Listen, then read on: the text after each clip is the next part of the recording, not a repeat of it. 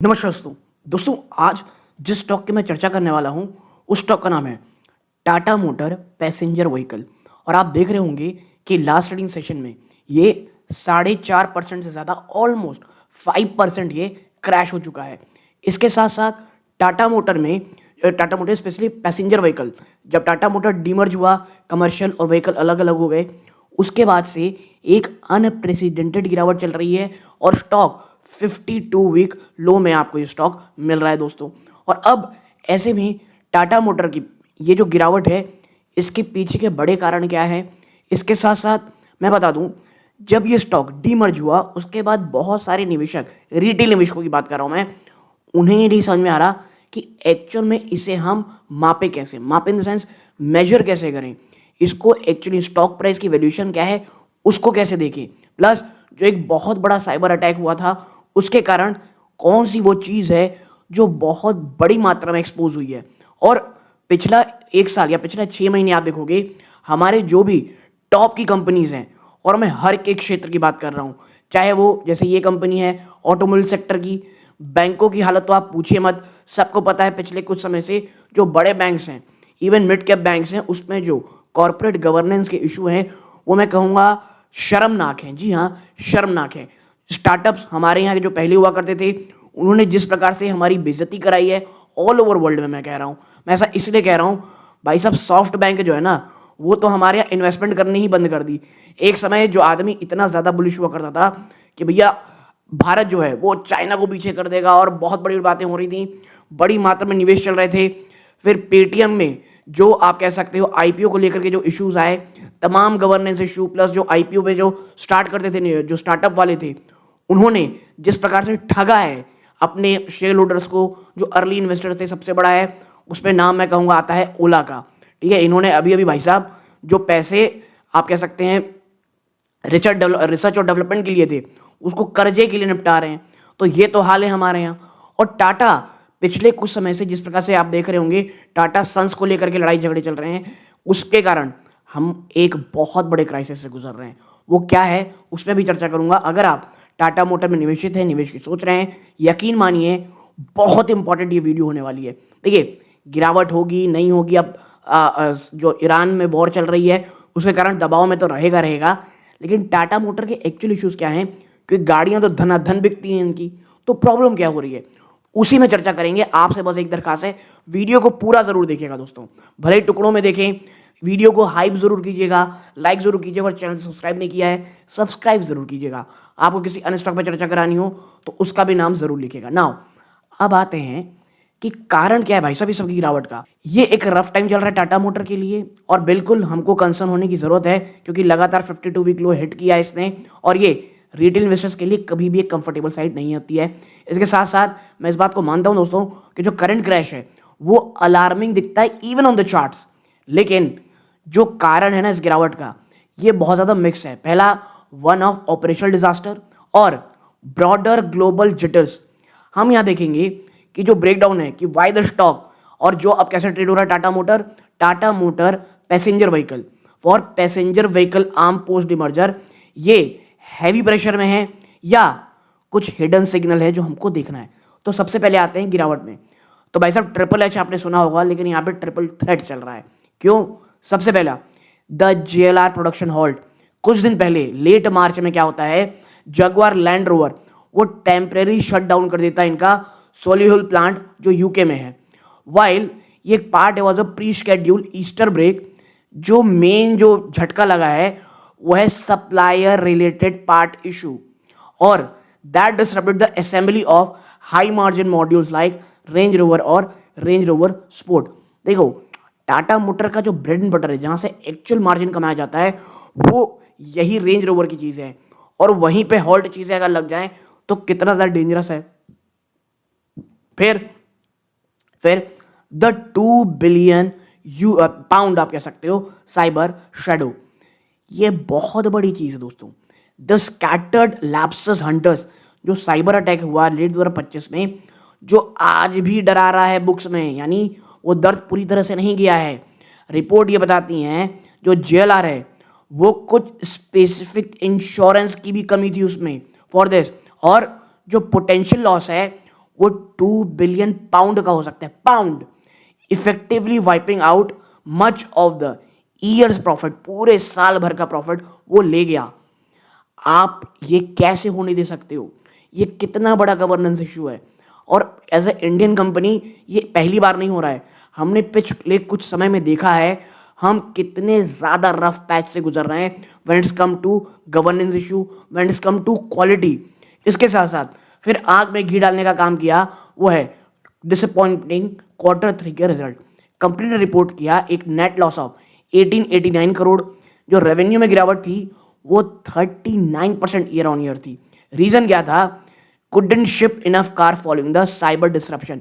ये जो cyber disruption हुआ उसके कारण जितनी कारें हमको शिप करनी थी वो हम कर नहीं पाए। और अब जो वहां पे चल रहा है, जो आपके साथ स्ट्रेट ऑफ हॉर्मूज और इधर सब चीजें चल रही हैं, यूएई में जो बहुत महंगी कारें जाया करती होंगी वो कितनी बड़ी हिट ली हैं वो हमको जब कंपनी Q4 के नंबर दिखाएगी तब पता चलेगा। तो स्थिति इस क्वार्टर में अच्छी होगी ऐसा भी नहीं लगता। फिर द मिडिल ईस्ट वॉर, देखो to be blunt it is making things worse. और ये क्यों नहीं करेगा यार? क्योंकि एक ऑटो जाइंट जैसी टाटा मोटर जैसी ऑटो जाइंट वो मिडिल ईस्ट में दो धारी तलवार में चल रही है, that cuts only one way. अब वो क्या दो धारी तलवार है भैया? देखो सबसे पहला है supply chain fragility. Tata group के जो चेयरमैन है एन चंद्रशेखरन, उन्होंने रिसेंटली फ्लैग किया कंसर्न अबाउट लॉजिस्टिक्स। और फॉर इंस्टेंस जो टाटा स्टील है, जो कंपनी की सिबलिंग है, gets limestone from the region, वो मिडिल ईस्ट से ही अपना लाइमस्टोन लेकर के आती है। और कोई भी डिस्ट्रप्शन जो स्ट्रेट ऑफ हॉर्मूज में जा रही हैं वो फ्राइट कॉस्ट को और ज़्यादा बढ़ा देती हैं, डिलीवरी टाइम को स्काई रॉकेट कर देती हैं। ठीक है, ऑयल प्राइसेस अभी मैंने थोड़े दिन समय चेक किया है, जो ब्रेंट क्रूड है वो $114 में ट्रेड कर रहा है भाई साहब। और ये कितना बुरा चीज कर सकता है कमर्शियल व्हीकल को और इंटरनल कंबंशन सेगमेंट को, वो किसी को बताने की जरूरत नहीं है।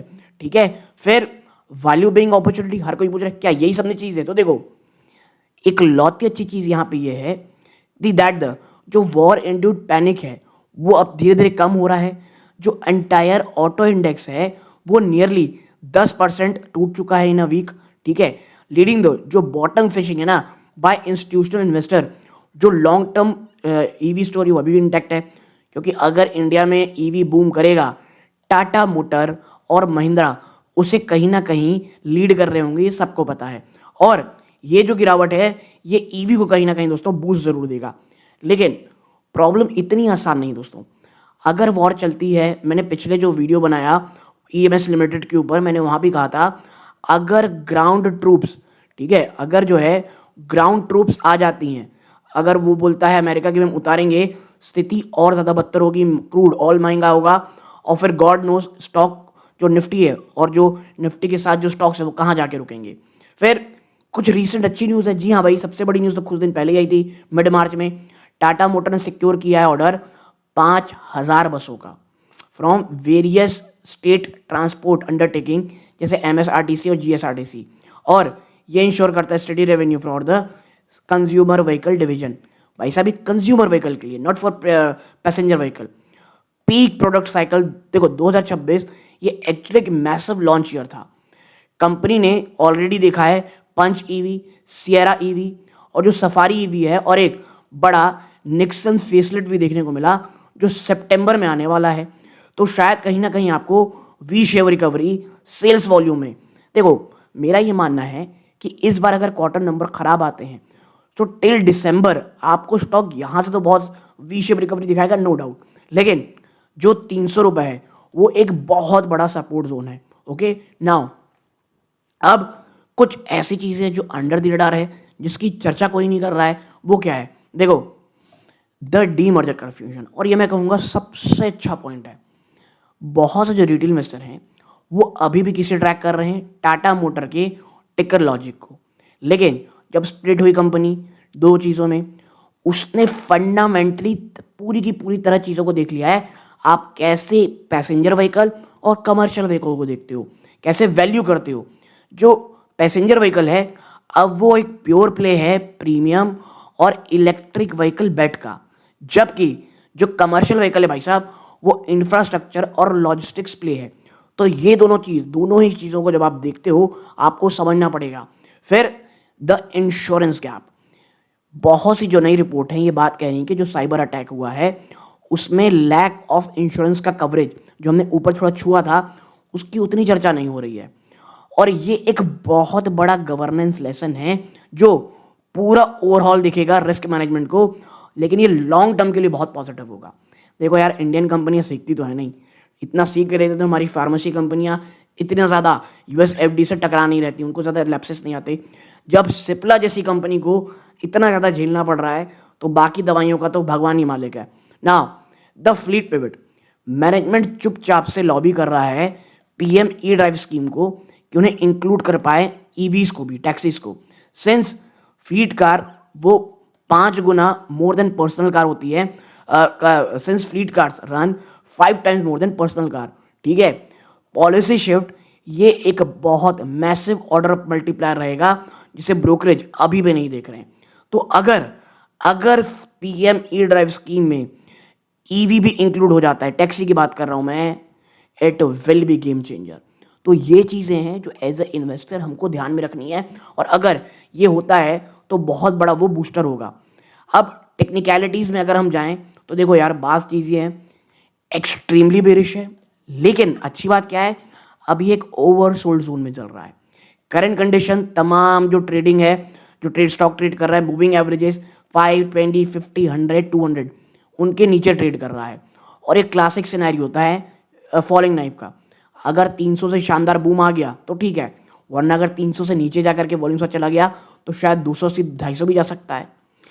आरएसआई करेंटली 40 में है, तो ये क्या दिखाता है, ये डीपली ओवरसोल्ड तो नहीं है, क्योंकि बिलो 30 गया नहीं है। इसका मतलब यह शायद 5 से 3% का डाउन साइड अभी भी नेचुरल बाउंस बैक के लिए जरूरी है।